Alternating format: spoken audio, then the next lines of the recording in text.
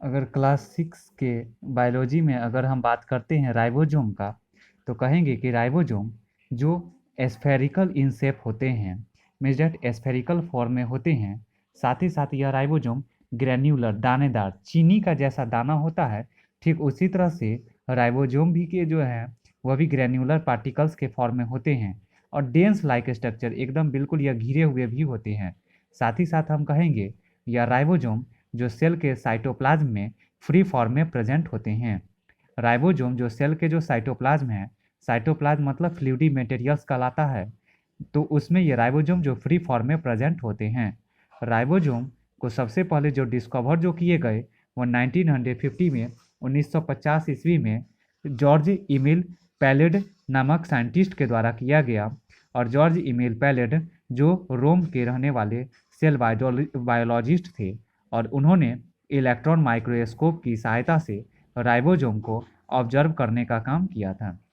Ribosome जो present होते हैं, तो राइबोसोम यूकैरियोट्स और प्रोकैरियोट्स दोनों में यह प्रेजेंट होते हैं। राइबोसोम जो एब्सेंट होते हैं वह मैमल्स के जो रेड ब्लड सेल्स हैं उसमें राइबोसोम जो होते हैं वो एब्सेंट होते हैं। राइबोसोम की बात करेंगे तो राइबोसोम एक्सट्रीमली स्मॉल काफ़ी ज़्यादा माइन्यूट फॉर्म में प्रेजेंट होते हैं। साथ ही साथ राउंड बॉडीज, और राउंड मतलब गोलाकार स्फेरिकल फॉर्म में प्रेजेंट रहने वाला यह कौन चीज़ है, सेल ऑर्गेनेल है। राइबोसोम की बात करेंगे तो राइबोसोम जो आरएनए और प्रोटीन से मिलके बनते हैं, मीन्स डेट कहेंगे कि अगर कंपोजिशन की बात करेंगे राइबोसोम का, तो राइबोसोम जो आरएनए और प्रोटीन के मिलने से बनते हैं। अगर हम बात करेंगे राइबोसोम का, तो यह राइबोसोम जो मेम्ब्रेन लेस सेल ऑर्गेनेल होते हैं, मीन्स डेट इस तरह से अगर यह राइबोसोम जो फ्री फॉर्म में सेल के साइटोप्लाज्म में प्रेजेंट है, मीन्स डेट कह सकते हैं कि कोई भी मेम्ब्रेन से इस राइबोसोम के ऊपर में प्रेजेंट नहीं होते हैं। अगर हम बात करेंगे यूकैरियोटिक सेल्स में, तो राइबोसोम जो फ्री फॉर्म में प्रेजेंट होते हैं सेल के साइटोप्लाज्म में, और साथ ही साथ यह हमारे इंडोप्लाज्मिक रेटिक्यूलम का जो आउटर सरफेस होता है, तो इंडोप्लाज्मिक रेटिक्यूलम के जो आउटर सरफेस जो सिस्टर्नी कहलाते हैं, उसके सरफेस पे जो अटैच होते हैं वह राइबोसोम होते हैं। और इंडोप्लाज्मिक रेटिक्यूलम के सिस्टर्नी के सरफेस पे जो राइबोसोम अटैच होते हैं उसके कारण वह endoplasmic reticulum rough endoplasmic reticulum के नाम से जाने जाते हैं। राइबोसोम की बात करेंगे तो राइबोसोम 2 टाइप्स के होते हैं। एक 70S राइबोसोम, 70S राइबोसोम जो प्रोकैरियोट्स में प्रेजेंट होती हैं, और एक 80S राइबोसोम, 80S राइबोसोम जो यूकैरियोट्स में प्रेजेंट होते हैं। अब बात करेंगे 70S राइबोसोम का, तो हम कहेंगे कि यह 2 सब यूनिट्स में प्रेजेंट होते हैं।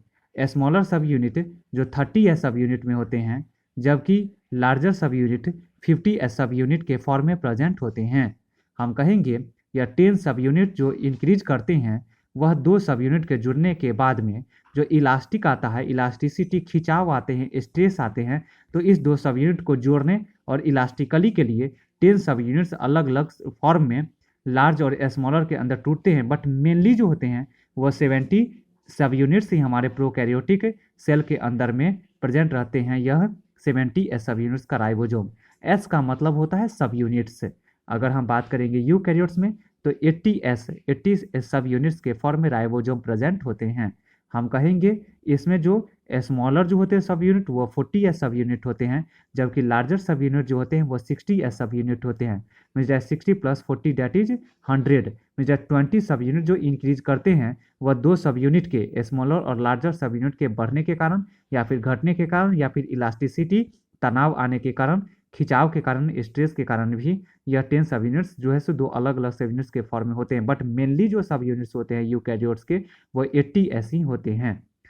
हम बात करेंगे राइबोसोम की बात, तो राइबोसोम जो हमारे सेल के साइटोप्लाज्म में फ्री फॉर्म प्रेजेंट होते हैं, मीन्स दैट या राइबोसोम जो सेल में प्रोटीन सिंथेसिस भी करने का काम करते हैं। और प्रोटीन सिंथेसिस कराने के कारण राइबोसोम को protein factory of the cell के भी नाम से जाना जाता है। Means that ribosome are the major site for the synthesis of protein